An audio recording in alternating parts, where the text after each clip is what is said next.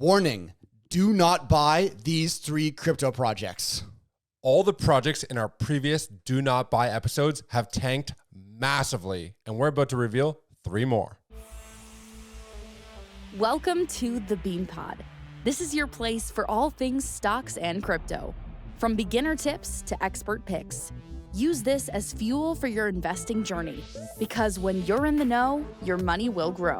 This episode of the Bean Pod is sponsored by BitGet. BitGet is the most user-friendly and secure crypto trading platform for both beginners and experienced traders. BitGet is the best place to not only trade Bitcoin and Ethereum, but also all the small cap gems that we discuss every day. With 24/7 customer support, leverage trading, and a wide array of other advanced features, BitGet sets itself apart from every other centralized exchange. Through Beanstalk's official partnership with BitGet, you'll receive 15% off all trading fees when you sign up using the referral link in the description.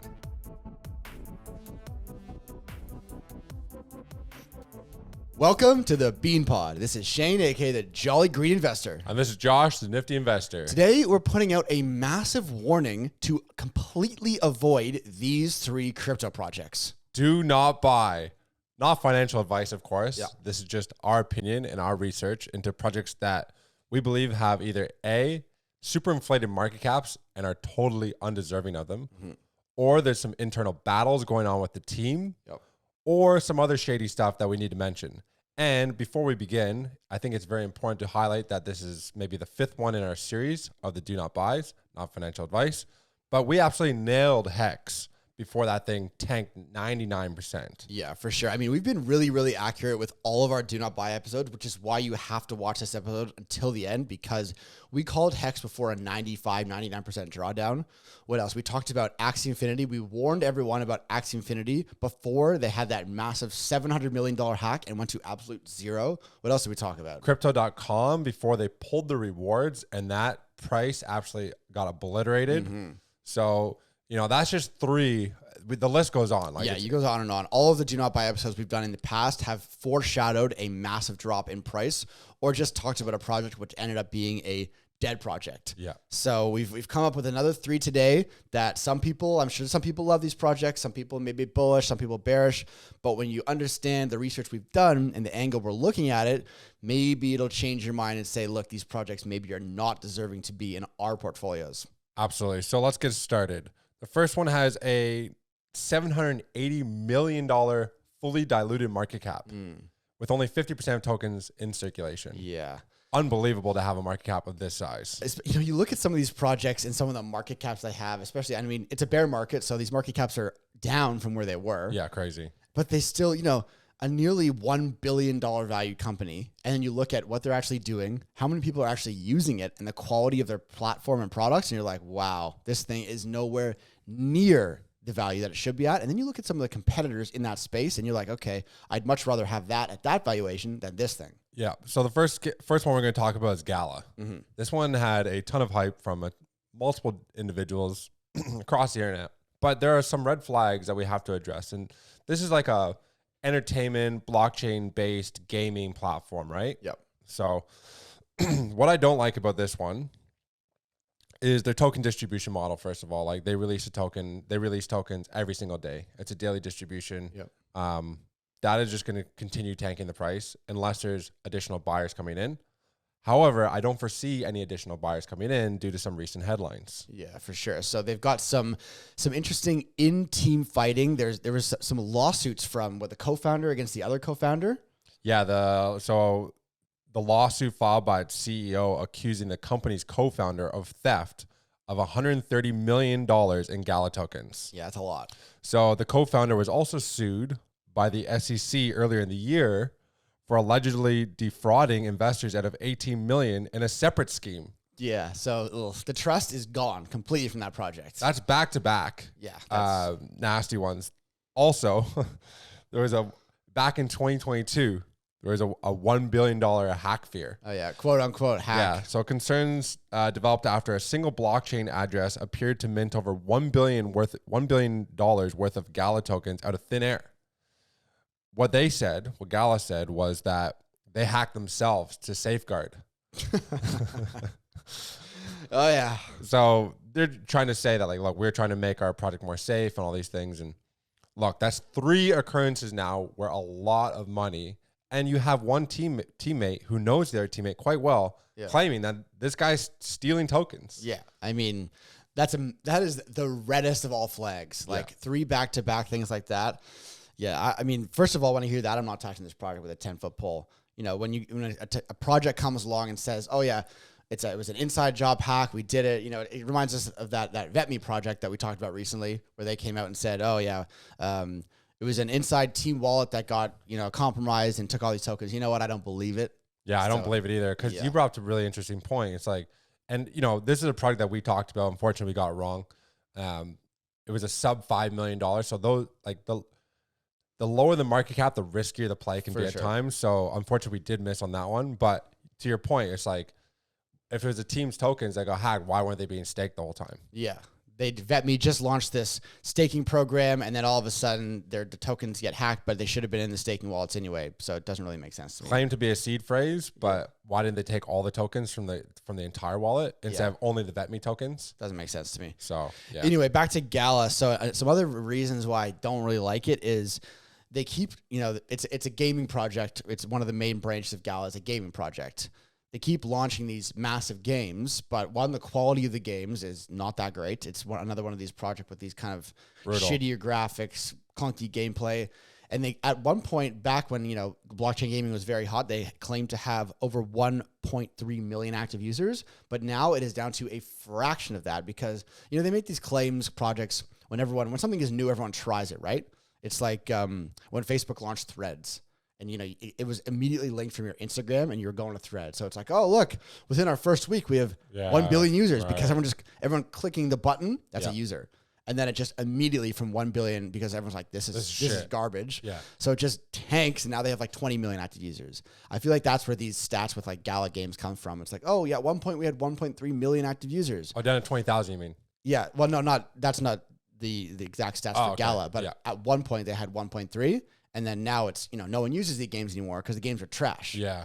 And it's like, okay, the games are outdated and trash. No one's using them. And they have a $750 million market cap. Yeah. I'd be looking elsewhere in the blockchain gaming space or even the crypto entertainment space to find competitors with lower market caps that are actually executing. Like, hello. Gala Games operates on the Ethereum blockchain.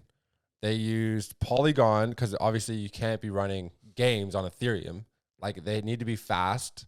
The gas fees need to be low. So use Polygon to migrate to BNB Smart Chain. I don't really want to be on a project who migrated to BNB when we have what's going on with, BSC Smart Chain, when what's going on with CZ, Binance. You know, do you want to be associated with a BNB token?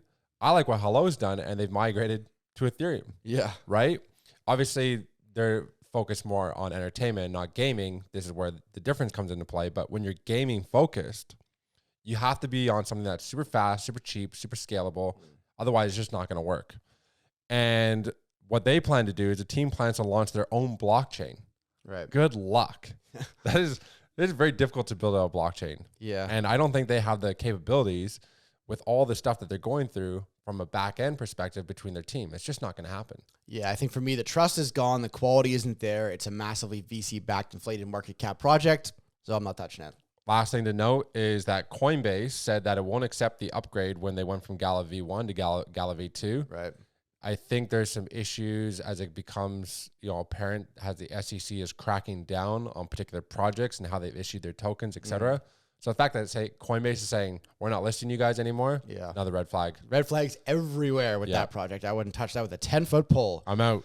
All right, so next we'll talk about a project that was once very much a darling of crypto. Everyone thought it was the best new project.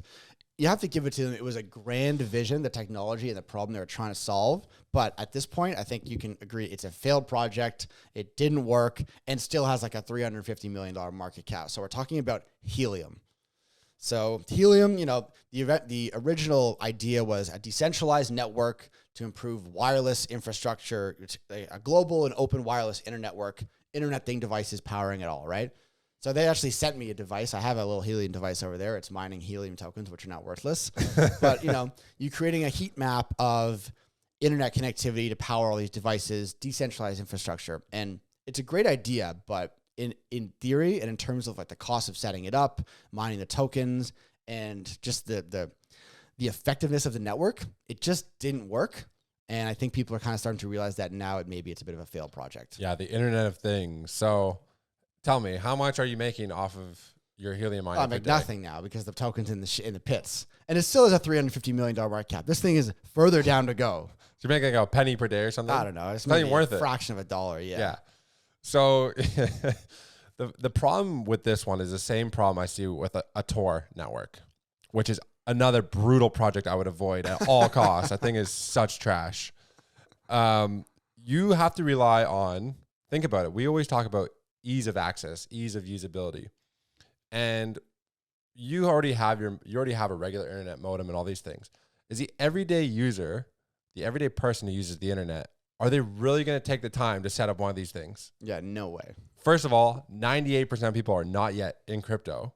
So you have 2% of the population who would potentially even consider mining for $0 and all the setup and process that is involved in that. It's not going to happen. So the Helium network was only meant to work like it was meant to or supposed to if the rapid adoption of these helium miners in the hotspots actually proliferated over time. So you need like a ton of these hotspots. If you live in like a regional area, no hotspots, no network. If people start to disconnect them because they're not making any money, no network. So only when it was supposed to reach critical mass, you could actually use it to do things, but it never got even close to that. So it was really just, I think, a massive waste of money for everyone that got involved with it. So that's the point. You have a dependence on hotspot owners for this network to be running. We got Starlink. Like we're trying to do the opposite. We're trying to get people to have internet access everywhere. Yeah.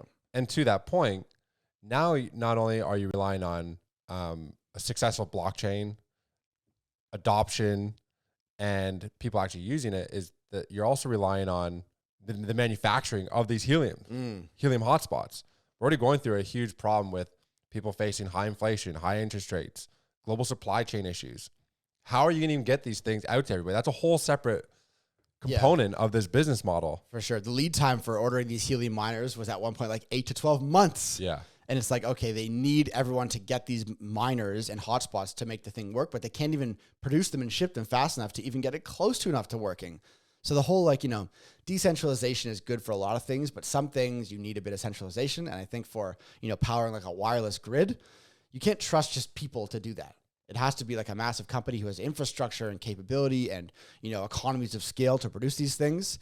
So that, I think, grand vision, but it didn't work. And then going back to some of the same points as Gala, there's maybe some shady things going on with the company. So I feel like you see this a lot in crypto. You go into a website and it's like partners and integrations, and then it has a list of logos. And sometimes, a company will put like the logo of Amazon on their website, even though they're just using AWS as the cloud hosting service platform, right? Not really a partnership. Right. That's like we use AWS or something. It's like, we're partnered with Amazon because we use AWS for our website. Yeah, not really. Or it's like use Google. It's like, no, you just use Google. I use Google Drive. So I'm partnered with Google. So Helium, if you're familiar with Lime scooters, it's like those. I've used them. Yeah, the scooters you can rent in any city around the world.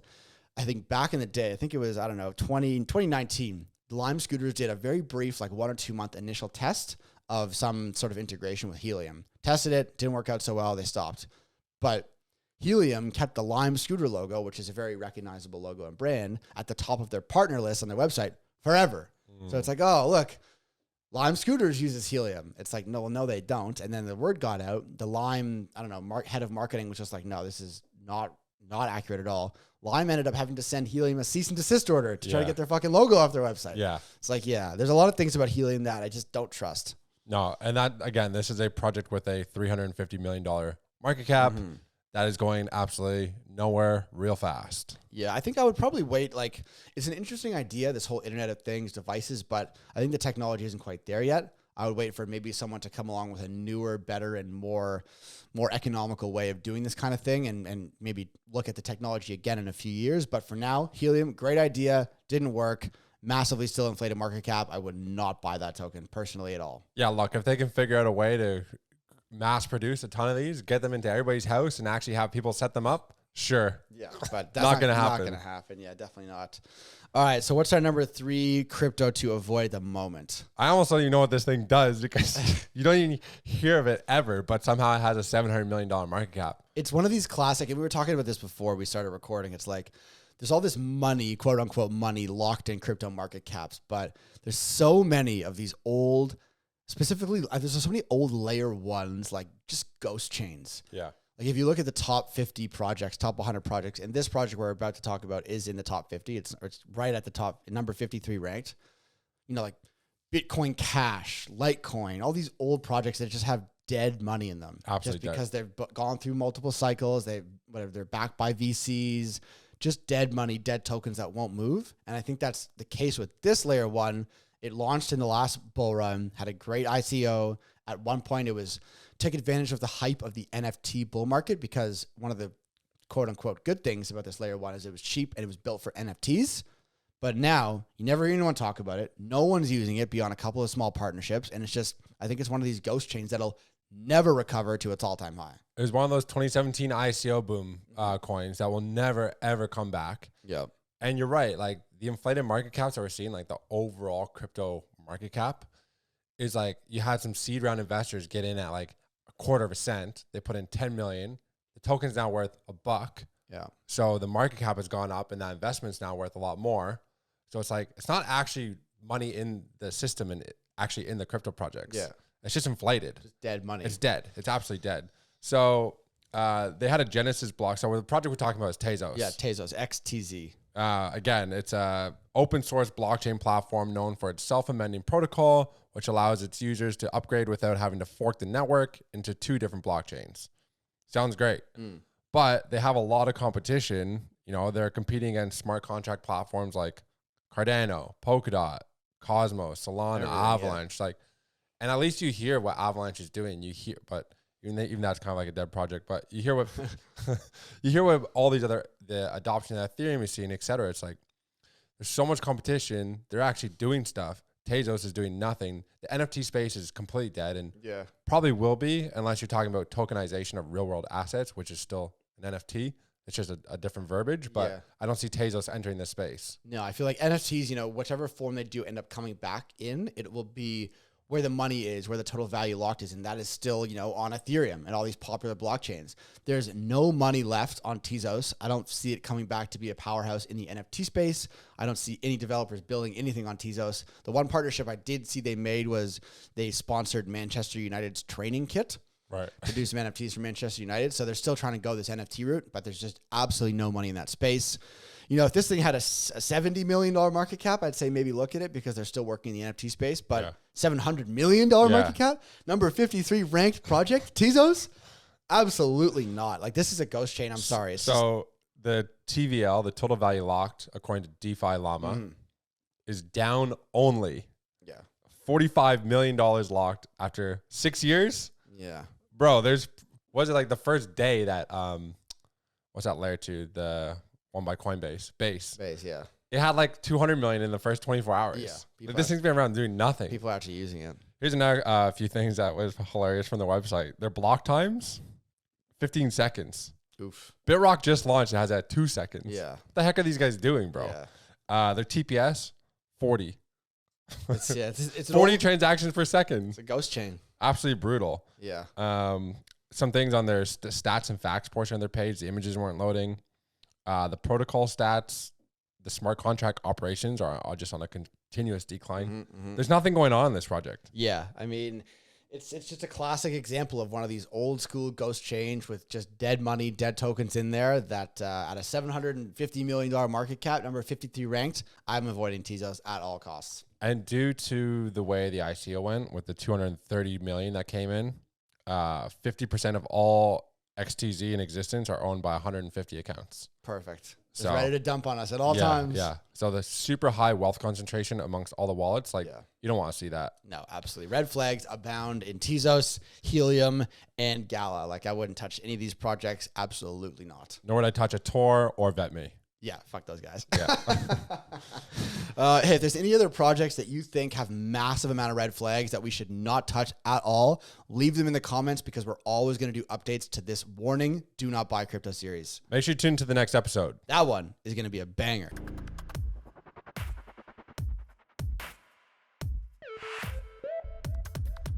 All views expressed by speakers on the BeanPod are solely their opinions. You should not treat any opinion expressed on the BeanPod as a specific inducement to make a particular investment or follow a specific strategy, but only as an expression of their opinion. This podcast is for informational purposes only.